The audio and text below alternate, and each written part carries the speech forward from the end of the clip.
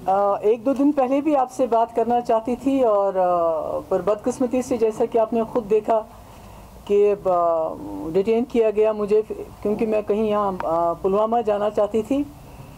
और सबसे बड़ी अफसोस की बात यह है कि डिटेन करने के बाद जो इलेक्शन कमीशन है यहाँ और जो उससे भी बड़े यहाँ जो ओहदेदार बैठे हुए, उन्होंने कहा कि हमने किसी को डिटेन नहीं किया। तो इससे अंदाज़ा होता है कि जम्मू कश्मीर में इस वक्त क्या हो रहा है, कि what is fiction and what is the reality.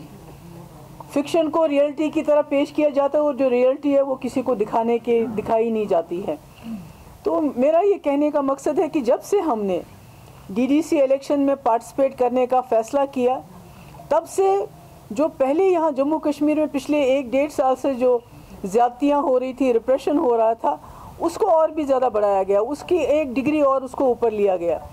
आपको मैंने पहले भी कहा कि जैसे हमारे जो कैंडिडेट्स हैं, जो पीएचडी के कैंडिडेट्स हैं, उनको बाहर नहीं जाने देते हैं, उनको कहीं बंद रखा हुआ है, जो घरों में उनको कैंपेन के लिए जाने नहीं देते। मुझे समझ नहीं आता है कि ये कैसा इलेक्शन है जिसमें आप कैंडिडेट को ही कैनवासिंग के लिए जाने नहीं दे रहे हो। तो वो कैसे लड़ेगा, वो क्या करेगा? पूरी जमहूरियत का इन्होंने मजाक बना रखा है। पूरे मुल्क में जो है इस वक्त एक अंधा कानून चल रहा है।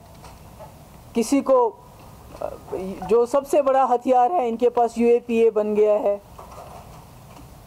जो मुसलमान हैं उनको पाकिस्तानी कहते हैं, जो सरदार हैं उनको खालिस्तानी कहते हैं, जो एक्टिविस्ट हैं उनको अर्बन नक्सल्स कहते हैं, जो स्टूडेंट्स हैं, चाहे वो लड़कियां हैं या लड़के हैं, उनको टुकड़े टुकड़े गैंग कह के एंटी नेशनल्स कहा जाता है। जब औरतें निकलती हैं कोई प्रोटेस्ट करने के लिए तो उनको भी एंटी नेशनल कहा जाता है कि भाई इनको पाकिस्तान से संदेशा आया हुआ है।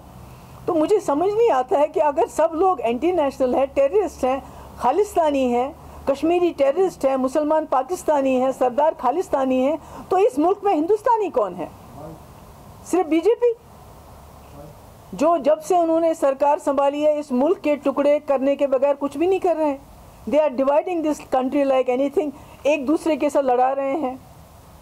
कभी लव जहाद होता है, कभी अर्बन नक्सल्स होता है, कभी अभी एक 80 साल के आदमी को बंद रखा है, उसको एक सिपर और स्ट्रॉ नहीं दे रहे हैं। और अजीब बात है कि इतना ख़तरनाक बन गए जिसके खिलाफ कोई भी सबूत नहीं है उसको यूएपीए में बंद कर दो। There is no bail, only jail. तो ये कैसे चलेगा? अभी इसी को हम सह रहे थे तो ऊपर से रोशनी। क्या है रोशनी?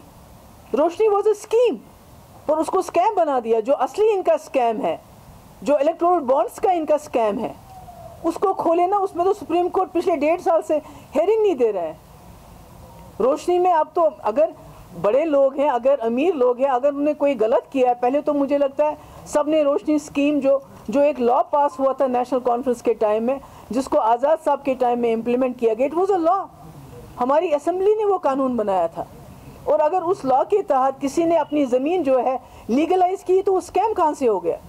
अगर ये अमीर लोगों के पास समझते हैं कि उन्होंने बहुत ज़्यादा ज़मीन ली है तो let them go after that. ये गरीब लोग हैं जिनके पास 5 मरले ज़मीन, 2 मरले ज़मीन, 4 मरला ज़मीन, उनके पीछे क्यों जा रहे हैं?